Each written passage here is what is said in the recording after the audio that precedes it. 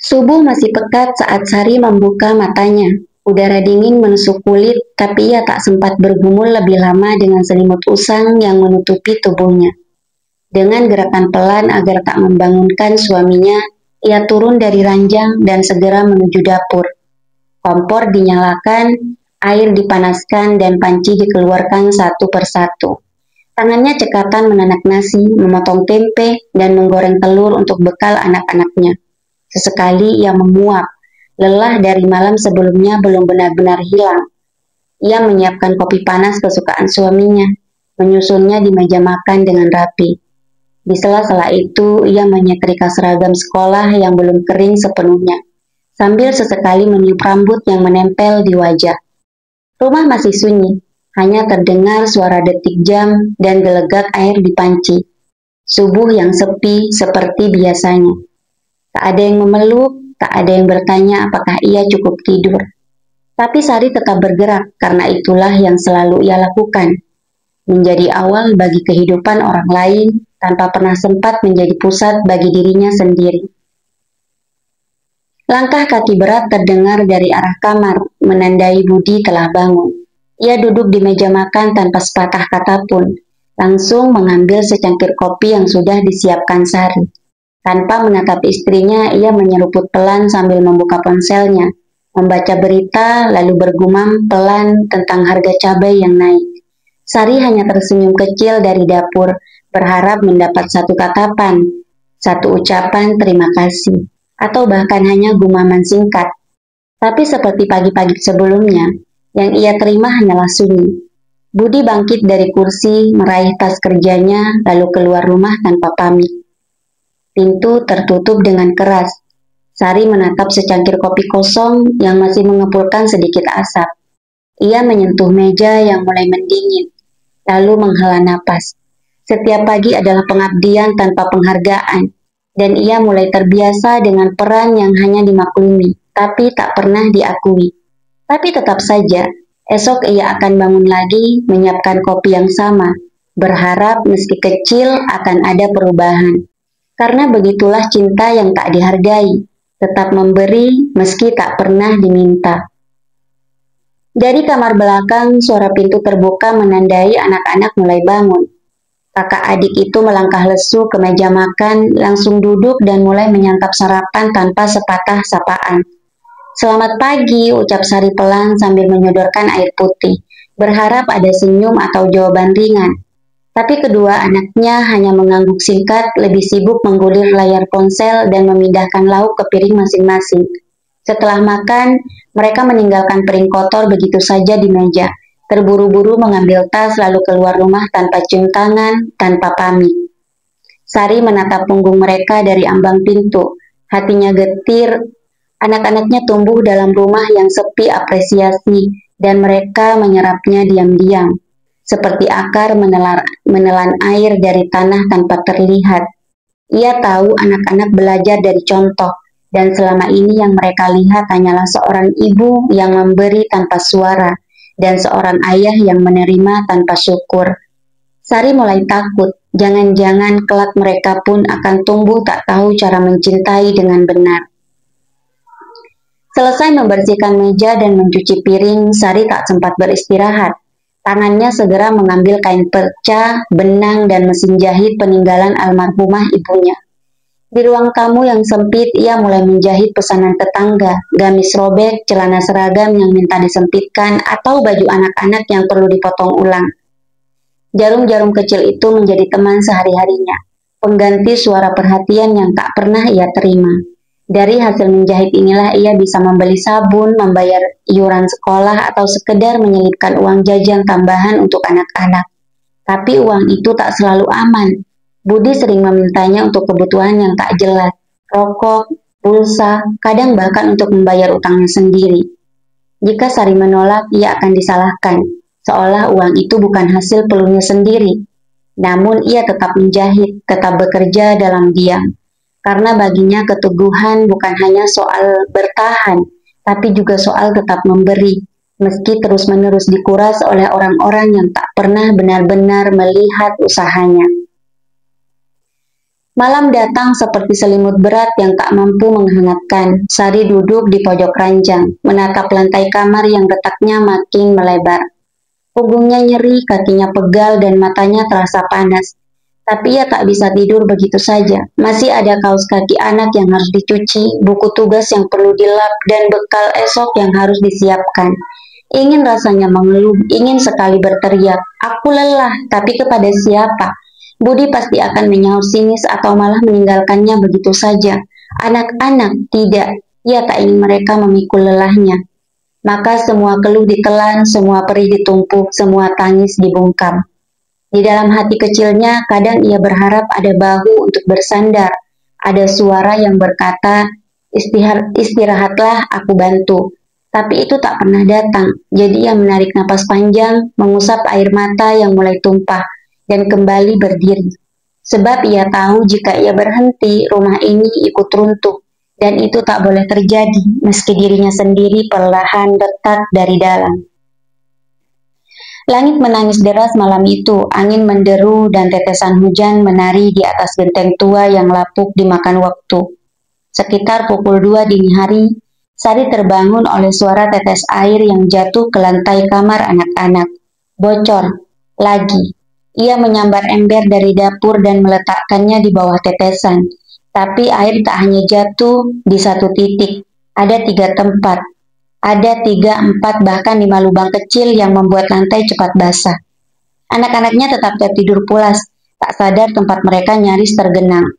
Sementara di kamar utama, Budi tetap mendengkur, tak terusik sedikit pun oleh kekacauan yang terjadi beberapa meter dari ranjangnya. Sari, dalam piamas tipis yang mulai lembab, mondar-mandir memindahkan ember, mengelap lantai dengan handuk lusuh, dan memastikan anak-anaknya tetap kering. Tangan dan kakinya menggigil, tapi ia tak mengeluh. Ia hanya menatap langit-langit yang basah sambil berbisik dalam hati. Tuhan, kuatkan aku. Dalam hujan itu, ia kembali menjadi satu-satunya benteng yang berdiri saat semua orang tidur tenang. Hari itu ulang tahun Sari. Ia tak berharap banyak, tak menanti kado mahal atau kue tar besar. Cukup ucapan sederhana, pelukan hangat, atau sekedar diingat. Tapi sejak membuka mata pagi itu, dunia berjalan seperti hari-hari lainnya. Tak ada yang berbeda, tak ada yang mengucap selamat ulang tahun. Tak ada senyum istimewa dari suami atau anak-anak. Ia tetap memasak, menyapu halaman, dan mencuci pakaian seperti biasa. Bahkan saat malam tiba dan seluruh rumah tenggelam dalam suara televisi dan deru kipas angin, Sari duduk sendiri di dapur, menatap ponselnya yang kosong dari pesan. Ia membuka galeri foto diam-diam, melihat wajahnya sendiri 2 tahun lalu. Tersenyum, masih bersemangat. Kini wajah itu tampak asing. Meja makan hanya berisi sisa nasi dan lauk dingin. Ia ingin menangis, tapi sudah terlalu sering menahan air mata. Sampai tangis pun kini enggan keluar. Ia meniup lilin imajiner di udara, lalu berbisik lirik kepada dirinya sendiri. Selamat ulang tahun, Sar. Lalu kembali diam, menelan kenyataan bahwa bahkan hari kelahirannya pun bukan sesuatu yang layak dikenang bagi mereka yang ia beri segalanya. Dulu Sari punya teman-teman dekat, ibu-ibu tetangga yang sering duduk bersamanya di teras. Berbagi cerita sambil mengupas bawang atau menjemur pakaian. Mereka saling tertawa, saling menguatkan. Tapi perlahan satu persatu menjauh. Bukan karena pertengkaran, melainkan karena batasan yang Budi ciptakan. Ia tak suka istrinya terlalu sering keluar rumah, apalagi bercengkrama dengan tetangga. Perempuan baik itu di rumah, bukan kelayapan gosip, katanya suatu hari. Sejak saat itu, Sari mengurangi diri, menolak ajakan arisan, tak lagi ikut pengajian, bahkan enggan sekedar menyapa di pagar. Teman-temannya pun mulai ragu mendekat, takut disalahpahami oleh suaminya. Hari demi hari kesepian itu tumbuh dalam diam, seperti dinding yang semakin tebal membatasi dunia luar dan ruang hatinya. Ia kini hanya bicara pada mesin jahit dan tumpukan cucian. Kadang ia rindu sekedar mendengar tawa-tawa wanita lain. Tapi ia tahu keterasingan ini bukan karena ia tak disukai, melainkan karena cinta yang salah arah, yang mengikatnya begitu erat hingga ia tak bisa lagi bernapas bebas. Malam itu, lauk yang Sari masak sedikit terlalu asin. Ia tahu karena lidahnya sendiri langsung terasa getir saat mencicipi. Ia hendak memperbaiki rasanya, menambah air, tapi suara langkah Budi sudah terdengar di belakang. Ia duduk mengambil sendok, mencicipi sekali lalu mendesis tajam. "Masak apa ini? Asin begini dikasih makan ke siapa?" bentaknya. Sari membuka mulut hendak menjelaskan, tapi belum sempat berbicara, tangan Budi menyambar kursi dan membantingnya ke lantai. Suara kayu patah bergema, membuat anak-anak berlari keluar kamar dengan wajah panik. Sari mencoba menenangkan mereka sambil tetap menahan air mata. Dalam kegaduhan itu, piring yang pecah melukai telapak tangannya. Darah mengalir pelan, tapi tak ada yang peduli. Budi masuk kamar membanting pintu. Malam pun kembali hening. Sari merapikan pecahan sambil menggigit bibir menahan sakit. Esoknya, ia membalut tangannya dengan kain perca dan tetap memasak seperti biasa. Seolah tak ada apa-apa. Luka itu seperti banyak luka lainnya. Ia sembunyikan bukan karena lupa, tapi karena terlalu sering terjadi hingga terasa biasa. Suatu malam, saat anak-anak telah tidur dan rumah tenggelam dalam sunyi, Sari menulis. Di atas secari kertas, ia tuangkan semua yang tak bisa ia ucapkan, tentang rasa lelah yang tak pernah dilihat, tentang luka yang disembunyikan, tentang cinta yang makin hari makin terasa berat. Tulisannya rapi, meski tangannya bergetar. Ia tak menuntut banyak, hanya ingin didengar, dipahami, dan dihargai. Ia selipkan surat itu di meja kerja Budi, tepat di samping asbak dan korek api.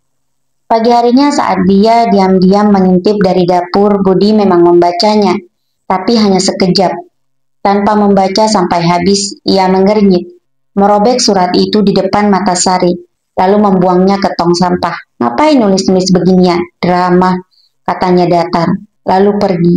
Sari berdiri kaku, hatinya seperti ikut terkoyak bersama sobekan kertas itu. Sejak saat itu, ia tak menulis lagi untuk suaminya.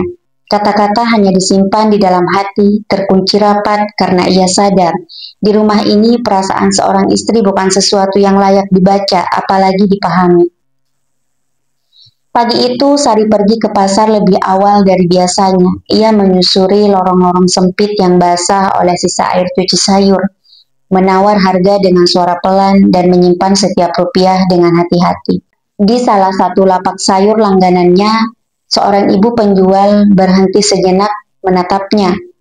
"Ibu kelihatan capek banget. Sehat?" tanyanya sambil menyodorkan plastik berisi bayam. Sari tertegun. Hanya satu kalimat, satu perhatian sederhana, tapi rasanya seperti air di tengah padang gersang. Ia mengangguk dan tersenyum, tapi matanya memerah. Tak ada yang bertanya begitu sejak entah kapan. Di rumah, ia tak dianggap lelah, tak pernah ditanya kabar. Tapi di tengah keramaian pasar, seorang asing memberinya perhatian yang begitu dalam artinya. Saat ia melangkah pulang sambil membawa belanjaan, hatinya terasa penuh. Bukan karena lauk yang ia dapatkan, tapi karena akhirnya seseorang mengakui sesuatu yang selama ini ia simpan rapat, bahwa ia sedang menahan beban, bahwa menjadi kuat itu melelahkan, dan bahwa ia, seorang istri biasa, juga butuh dipedulikan. Sore itu, saat hujan baru reda dan langit mulai temaram, Sari duduk di teras menambal seragam sekolah anaknya yang robek di bagian lengan. Tiba-tiba putrinya yang masih duduk di bangku SD menghampiri dan duduk di sampingnya. Ia diam cukup lama sebelum bertanya dengan suara pelan. "Bu, Mama bahagia nggak tinggal di rumah ini?" Sari tercekat, tangannya berhenti menjahit. Butuh beberapa detik baginya untuk kembali bernapas. "Kok nanya gitu?" tanyanya sambil tersenyum paksa. Si kecil menunduk lalu menjawab. "Soalnya Mama sering diam, mata Mama sering kayak habis nangis." Sari ingin menyangkal, tapi tenggorokannya tercekat.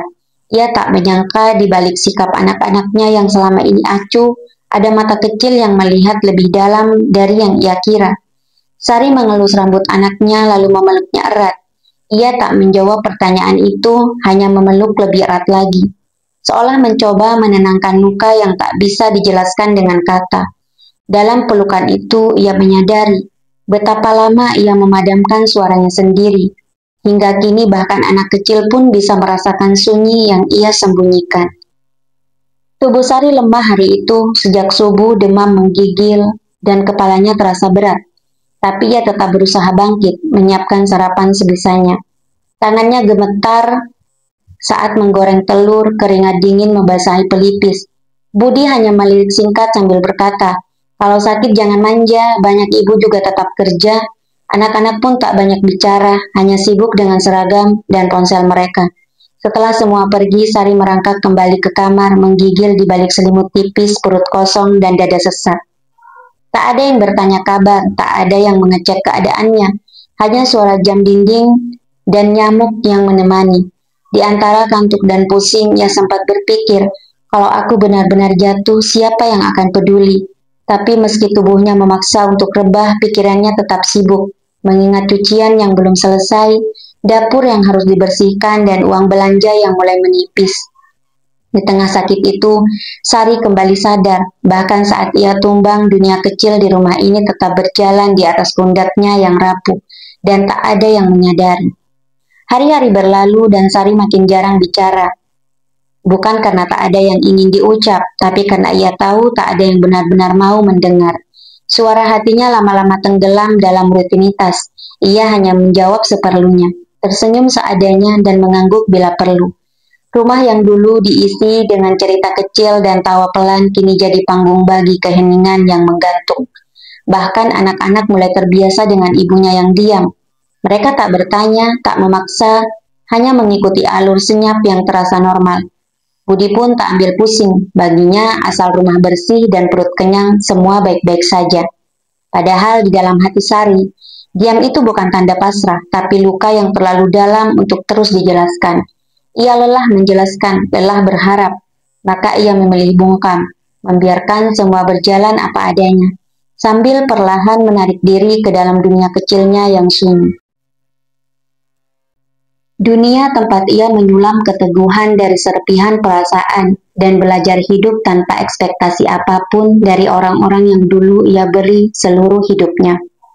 Suatu pagi, Sari menatap bayangan dirinya di cermin kamar mandi. Wajah pucat, garis halus di sudut mata, dan sorot yang tak lagi berbinar.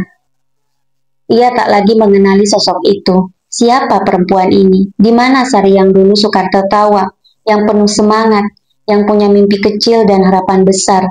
Semua seolah terkikis sedikit demi sedikit oleh hari-hari yang tak pernah memberinya ruang untuk merasa cukup. Ia telah menjadi istri, ibu, pelayan rumah, penjahit, dan perawat, tanpa pernah benar-benar menjadi dirinya sendiri. Orang-orang di rumah ini tahu perannya tapi tidak mengenalnya.